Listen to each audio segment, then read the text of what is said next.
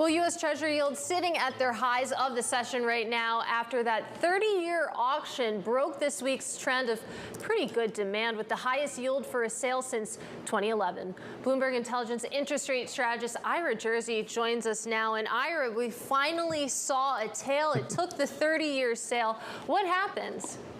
Yeah, I think just people balked at the amount of duration that was coming to market. You know, we were also selling off going into the auction. So I think a little bit was the dynamics of people, thinking, do I want to be buying this when the market's selling off? Because keep in mind, the 30-year compared to the 10-year and the 3-year that were issued on Tuesday and Wednesday of this week, the 30-year has a lot more sensitivity to interest rates. So a 5 basis point move in 30-year yields can mean a lot more. It means double what it does for a 10-year. So you wind up having a lot more risk. And I think people maybe just said, I don't want to, buy this today. I'll see where things shake out. The data this morning was good, right? So you just talked to Diane Swank from KPMG, and she made some good points about the path of inflation.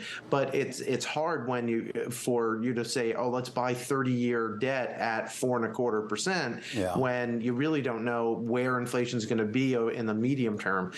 So I think you just had a little bit of a buyer's strike here. Yeah. Not big, but noticeable for sure. Well, that's what I think is interesting, though, too. I don't want to make too much of it, Ira, but if that is the sentiment right now, that seems to suggest not just a degree of investors concerned about the uncertainty of it all, but that also seems to be like, well, a bet here that maybe things are going to get worse. Yeah, well, if you're buying 30-year treasuries, you're probably buying it as a hedge to something else or as an alternative to other assets, so whether it's corporate bonds or otherwise.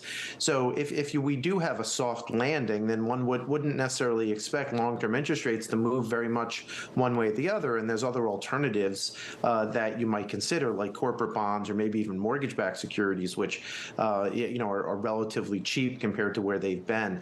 So again, I think it's an alternative kind of situation where you say, okay, look, I don't want to lock in 4.2% for the next 30 years when I can buy the same corporate bond maybe for 120 basis points more than that, and lock in something over 5%. So I think that's where the push and pull that investors are trying to make. Plus, we have to remember, Romaine, it's August. Not every trader is on their desk. Yeah. People don't want to add a lot of risk right now before going on vacation and the like.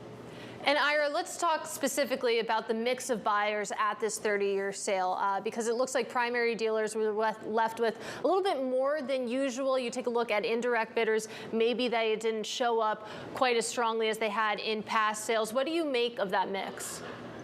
Yeah, so I think that's the reason why we tailed, was basically that indirect demand was not particularly robust. So when you go back to May, which was the last time we had a refunding auction, you had about 72% of that auction was taken down by indirect bidders. So these are typically investors. They might be foreign investment companies and U.S. domestic investment companies in particular.